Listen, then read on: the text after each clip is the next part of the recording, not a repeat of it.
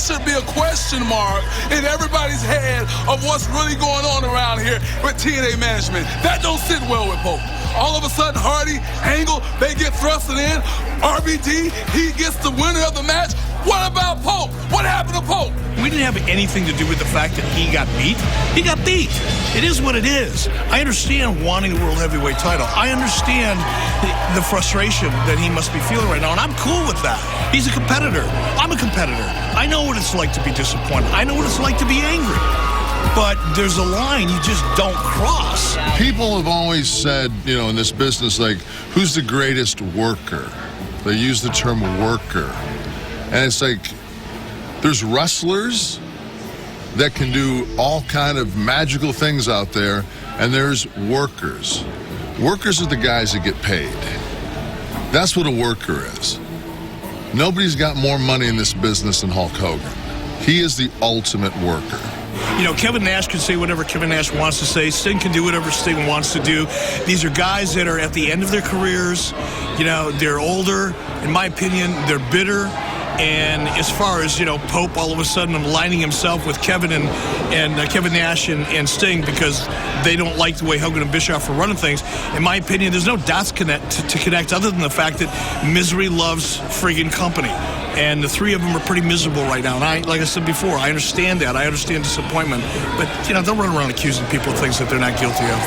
As TNA prepares for Before the Glory, live on October 7th, and 10-10-10 looms on the horizon, it's apparent that there are many unanswered questions in TNA wrestling. The message that Pope wants Eric Bischoff to know is quite simply put, I can smell a rat. As a matter of fact, I can smell a crap daddy before I step in it. And Eric Bischoff is full of crap daddy. And Pope is going to make sure that if somehow, because I felt like if I've already stepped in it, I'm going to make sure that I wipe my feet clean of this matter. For the Glory, 2 weeks from now, live on Spike TV, man. It's going to be a hell of a great opportunity. It's just a couple days before Bound for Glory. I think what we're seeing now is a lot of emotions bubbling over the surface, if you will. The stakes are getting higher. The pressure is becoming more intense. Emotions are at a fever pitch.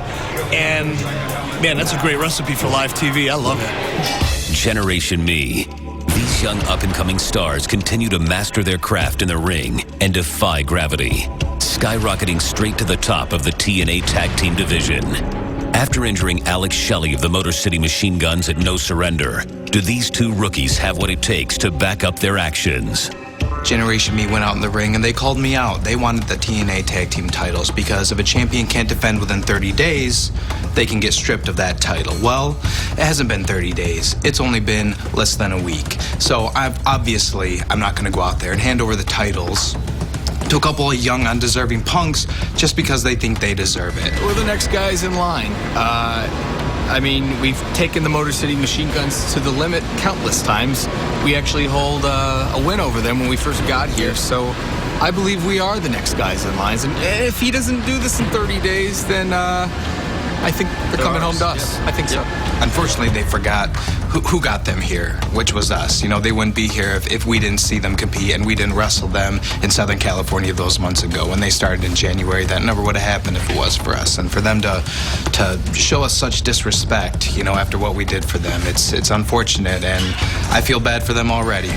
Why don't we want to do it the old-fashioned way? Because we're not from that era. We're not old-fashioned. We're Generation Me. It's all about us. We want things now. We want things instantaneous. Yes. I go on my phone, I want to tell the world something. It's all in a click of a button.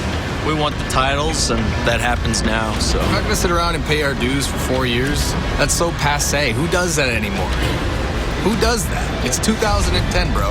I think that Generation Me definitely needs to learn respect, obviously, because just from their actions, just from the disrespect that they've shown us, what kind of respect are they going to show to other people or people above us, veterans who help them out, who think they might have a piece of advice to them? How are they going to treat those people if they're treating us like that? Someone who's more on their same level.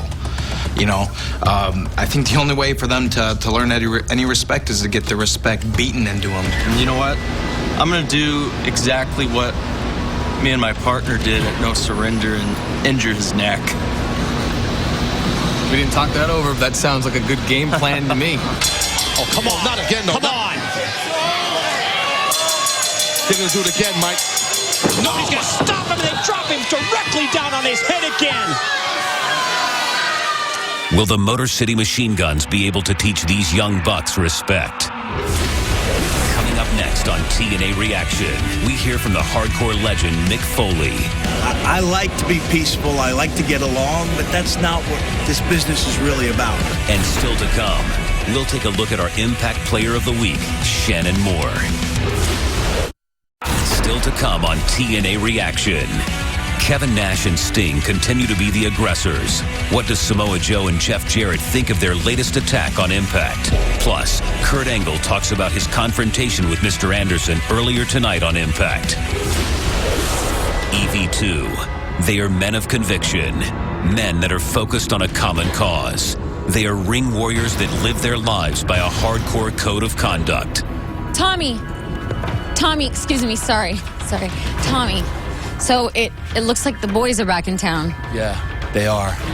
You know, AJ Styles made me forget who I am, but these guys made me remember.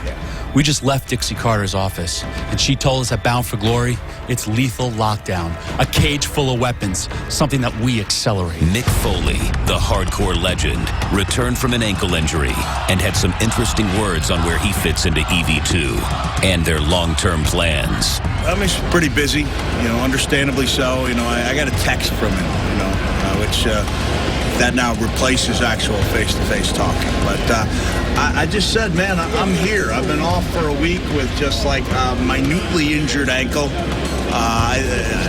Maybe he's forgetting who he's dealing with, but I feel a little underutilized, to tell you the truth.